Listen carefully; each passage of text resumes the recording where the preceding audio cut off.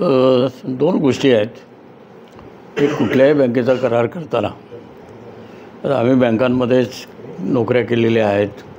मी तर नोकरीच्या पलीकडे जाऊन फेडरेशनचा अध्यक्ष किंवा केंद्रीय अर्थ राज्यमंत्री, त्यामुळे आम्ही सगळ्या पदाधिकाऱ्यांमध्ये कायमचा निर्णय घेत असतो, बँकेला काय परवडेल.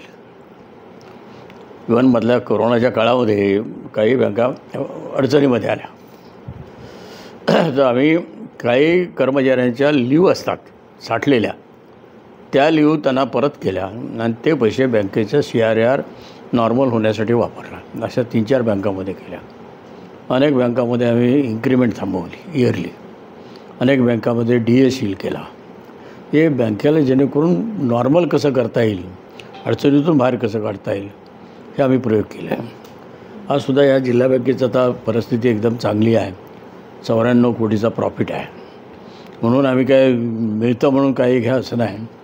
तर मागच्या याच्यामध्ये करारामध्ये जी रक्कम आम्ही घेतली होती 1,66,00,000, तिथंच आम्ही थांबलो. आम्हाला प्रॉफिट जास्त झाला आहे म्हणून पुढे पण मागता आलं असतं, वाढवता आलं असतं. पण आहे ते पगार आता कर्मचाऱ्यांचे समाधानकारक आहेत, चांगले आहेत. आणि करार संपला की दुसरा करायचा असतो. त्यात नवीन कर्मचाऱ्यांची भरती झालेली आहे, म्हणून आपण तिथंच थांबलेलो आहोत. असा एक खेळीमेळीच्या वातावरणामध्ये एक चांगल्या प्रकारचा करार, अनेक सुविधा त्याच्यामध्ये आलेल्या आहेत कर्मचाऱ्यांसाठी. जवळपास 75 लाखाचं 4% व्याजदराने घरकर्ज आहे. त्यानंतर व्हेकल लोन आहे 6.5%नी,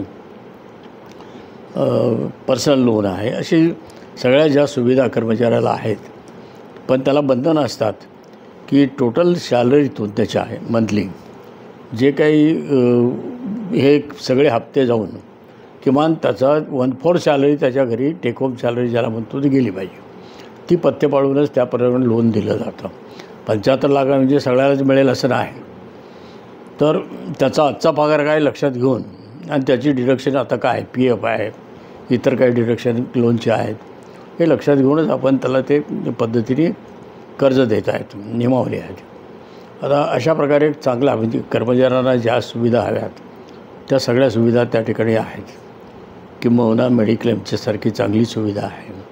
आजारपणामध्ये घरामध्ये कोणाला काय आजारपण आलं तर हॉस्पिटलाइज झाल्यानंतर तो येणारा खर्चसुद्धा मेडिक्लेममधून इन्शुरन्सच्या माध्यमातून मिळतो. बरेचसे आता ग्रॅच्युटी आहे आम्ही इन्श्युअर्ड करतो, जेणेकरून बँकेवर त्याला फक्त प्रीमियम दरवर्षी द्यावा लागेल आणि ती ग्रॅच्युटी तो ड्यू होतो त्यावेळेला LICकडून ती मिळते. अशा प्रकारे सुरक्षित त्यांच्या कशा योजनासुद्धा राबवल्या जातील हाही प्रयोग आपण करतो.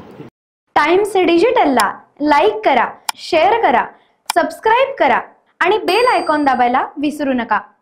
Times digital.